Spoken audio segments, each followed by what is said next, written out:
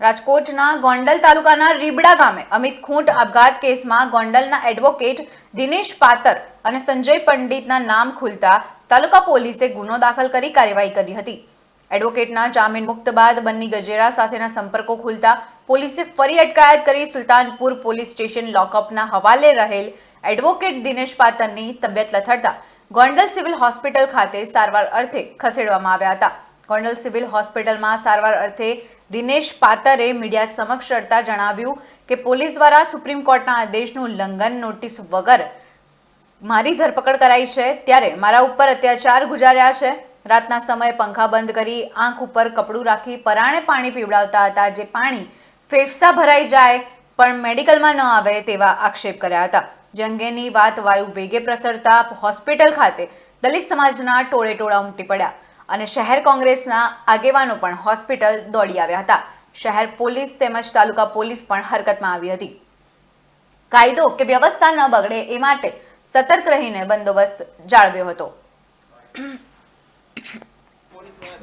अरे भाई साहब, धरपकड़ तो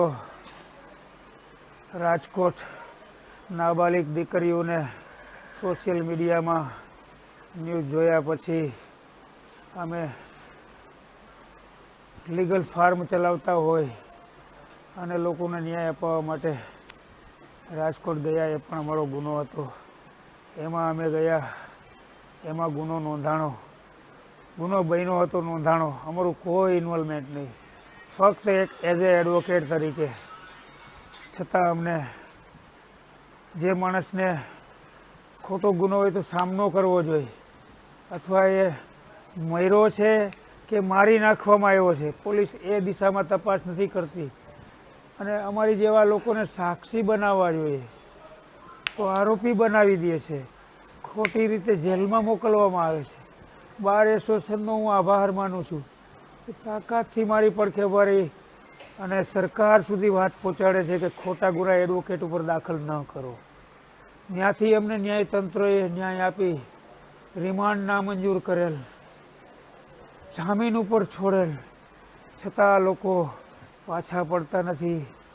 એક દિવસ હું કોઈ બની ગંજેરા યુટ્યુબ વાળો વ્યક્તિ છે, પિયુષભાઈના કારણે એમના એડવોકેટ તરીકે હું જેતપુર મુકામે એડવોકેટ તરીકે ગયેલો, રૂબરૂ મળેલો। એને પણ મેં કીધું કોઈ વ્યક્તિગત કોઈ બેન દીકરી વિશે ટોર્ચર ન કરવું જોઈએ।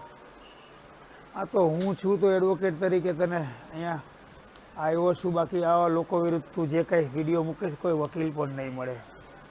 પછી તું વિડીયો મૂકતો તારો ગુનો તું કરવાય, મારે શું છે। આટલી જ એકવાર વાત થયેલી છે, એક એની દહેશતની અરજી મેં એને ટાઈપ કાયદેસર વકીલ દરજ્જે કરી દીધેલી છે। ગોંડલ સુધી મારી ભેગો આવ્યો હતો। પિયુષભાઈ કરીને જે વ્યક્તિ છે રાદડિયા, એમની હોટલ હાઈવે ઉપર છે, ત્યાં એ બંને ઉતરી ગયેલા। મને પણ જમવાનું કીધેલું, પણ હું એમની અરજી ટાઈપ કરવા મોટી બજારમાં ટાઈપિસ્ટ આગળ, અરે યાર સીસીટીવી મંગાવો ને બધું રેકોર્ડ હશે હું ક્યાં ગયો, જે ટાઈમે ગયો।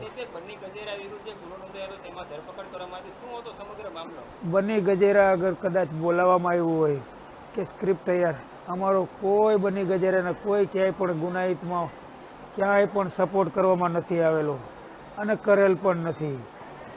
એઝ એ એડવોકેટ તરીકે એક દિવસ એની ભેગો ગયેલો હતો અને કાયદા કાનૂન એ અમારો ફંડામેન્ટલ રાઇટ હોય એ સિવાય મેં કોઈ કાર્ય કરેલ નથી।